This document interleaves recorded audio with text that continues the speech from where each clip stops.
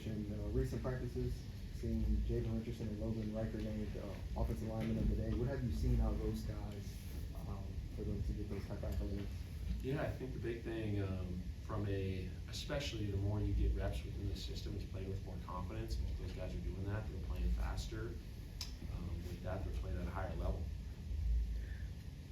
Coach, with today, we weren't out there, so we don't know what happened, but maybe what or who stood out to you as you were watching that play up today? Yeah, I think the big things from an offensive standpoint is we did start fast. We drove down the field. Theo Weiss made a big contested catch, which is something that he's continued to do throughout our time here from an offensive standpoint. Had a few other drives where we scored, other ones where we got to be more consistent, take care of the little things from an offensive standpoint. And that's all things. That's pre-snap. That's doing our assignments and just cleaning up the little things. Kirby, do you think there's any value in having continuity specifically in the wide receiver room? Yeah, no, it really helps right now with spring ball, right, in terms of moving guys around too. We have specific X, Z, and H, but we're kind of altering that throughout different practices.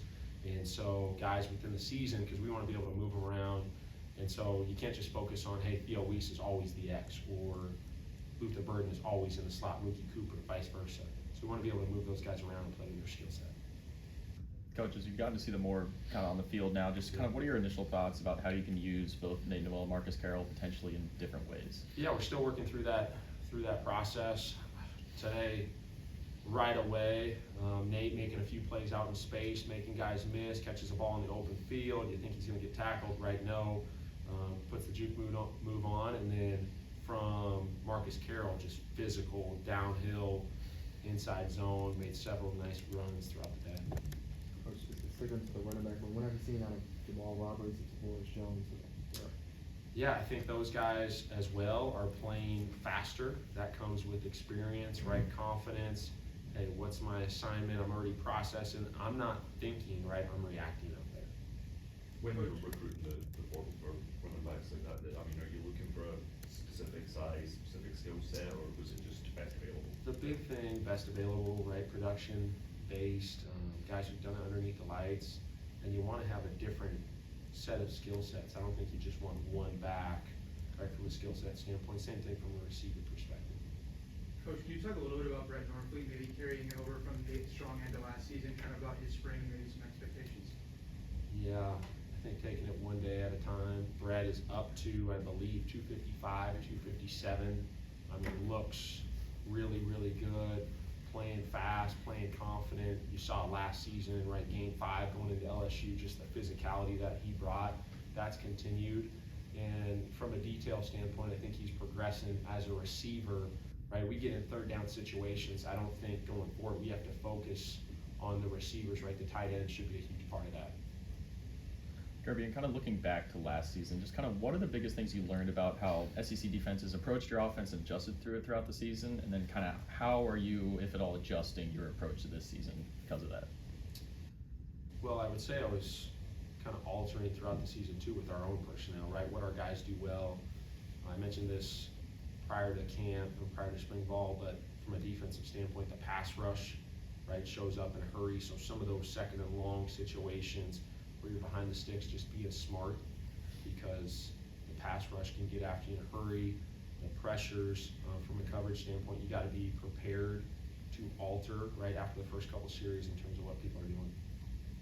Coach, with this week being growth week, just what did that process look like, and what sort of results have you seen over the last? Yeah, the big thing, little by little becomes a lot, right? That is firsthand in our room, right? You point to Brady Cook. I was not here, but from my understanding, the first snap in Frill Field, Brady Cook dropped, right? And you look at where he's at now, that didn't happen overnight. And so we just got to focus on the process, right? Little by little becomes a lot, and that's every position, right? Play to play, this play mentality. Coming into spring practice, you identified red zone scoring as a place that you want to see your offense improve. How have you seen that throughout the first year? Yeah, today for the ones it was very, very good, right? From a red zone standpoint, those guys I thought did a nice job at executing, right? I do not believe we had a penalty with the first group within the red zone, and that was a huge part, right, of our issue. Statistically in the red zone this season, we had 15 drives where we had a penalty, right, and 11 of them we kicked field goals. So that is something we point to, right, very often. Coach, what have you seen from Coach Platoon in this defense? I know there's a lot of moving parts over there, but have they give you any? A lot of different pictures, very competitive. They got guys with experience, they got new guys coming in from a transfer perspective. I think the D-line, right, those edge guys who've gotten here, they're showing up in a hurry. And so they're giving us some challenges in you know, every play, right, we gotta be on it. Coach, with spring campaign, a lot about individual development. Who are some guys that have stood to you, really stood out during spring camp and taking advantage of that?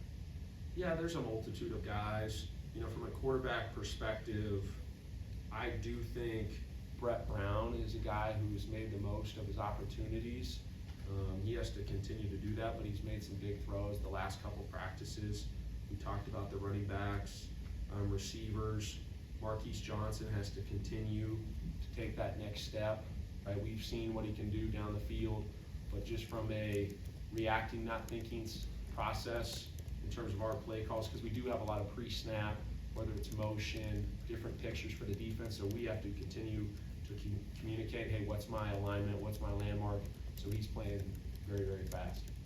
Coach, can you kind of talk to us about the development from the first-year receivers last year going into next year, such as Marquise Johnson or Josh Manning, and their development that you've seen since you've been here? Yeah, I think it comes back to reps, right, and that's gonna continue to help them progress over time. Josh had a big catch in the red zone yesterday. Those guys, the DBs, the defense that we see every day, the amount of press coverage, right, that you see in college football, you don't necessarily see that in high school. And so that's something they're getting acquainted with. And just, I think both those guys, they got a very high ceiling.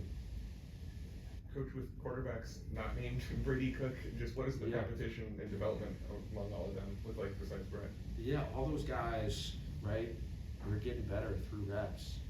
And I think the biggest thing is to play one play at a time, right? We make a big throw, hey, that has no effect on the next play coming.